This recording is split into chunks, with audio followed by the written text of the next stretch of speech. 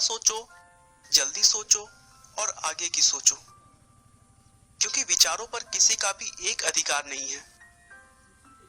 ऐसा कहना है धीरूभाई अंबानी का, जिन्होंने एक साधारण परिवार से दुनिया के सबसे अमीर इंसानों में से एक होने का संघर्ष भरा रास्ता तय किया।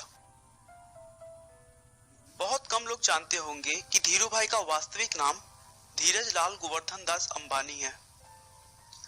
धीरूभाई का जन्म 28 दिसंबर 1932 को गुजरात के चोरवाड़ गांव में हुआ था। हाई स्कूल में ही उन्होंने पढ़ाई छोड़ दी और उसके बाद पकौड़े बेचना शुरू कर दिया।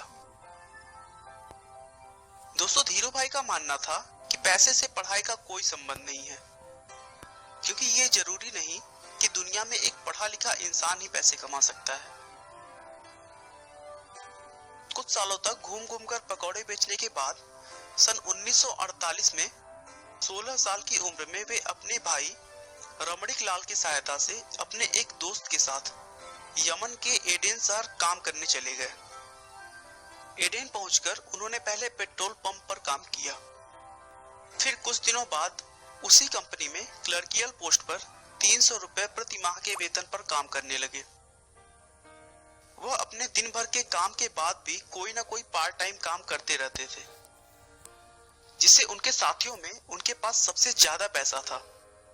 लेकिन फिर भी उनके दिमाग में कहीं ना कहीं रहता था कि उन्हें अगर अमीर बनना है तो अपना खुद का बिजनेस करना ही होगा, और बिजनेस के लिए पैसे तो चाहिए होंगे।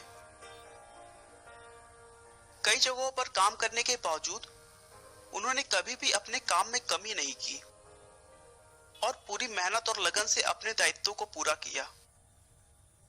इसीलिए काम से खुश होकर कंपनी के मालिक ने उनका प्रमोशन एक मैनेजर के पद पे कर दिया। लेकिन थोड़े दिन उस काम को करने के बाद उन्होंने काम छोड़ दिया और अपने वतन हिंदुस्तान चले आए, क्योंकि उनके दिमाग में तो कुछ और ही चल रहा था। 1955 में उन्होंने 15,000 रुपए लगाकर अपने चचेरे भाई चंपकलाल दमानी के साथ मिलकर मसालों के निर्यात और पॉलिस्टर धागे के आयात का बिजनेस स्टार्ट किया। उनके मेहनत के दम पर अगले कुछ सालों में कंपनी का टर्नओवर 10 लाख रुपए सालाना हो गया।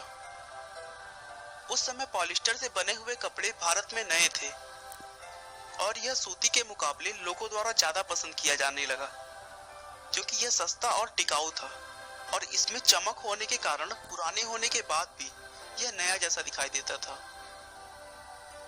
और लोगों द्वारा पसंद किए जाने की वजह से जल्द ही उनका मुनाफा कई गुना बढ़ गया।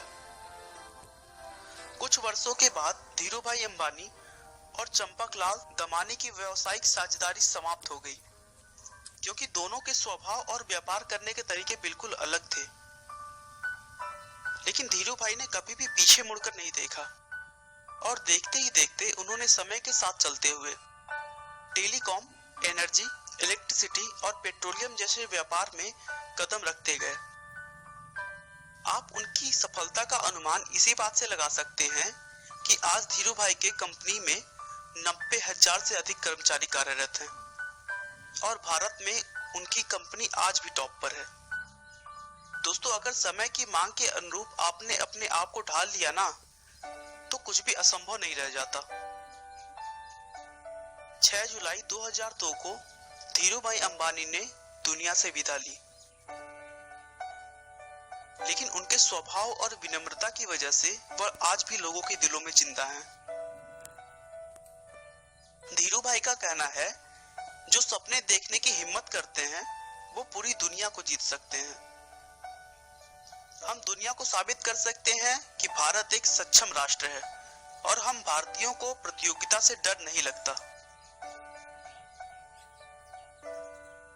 आपका बहुमूल्य समय देने के लिए बहुत बहुत धन्यवाद।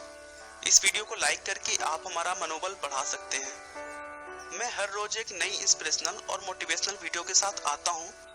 दोस्तों, अगर आप हमारे वीडियो को मिस नहीं करना चाहते तो कृपया चैनल को सब्सक्राइब कर लें। आपको यह कहानी कैसी लगी हमें कमेंट करके जरूर बताएं। धन्यवाद।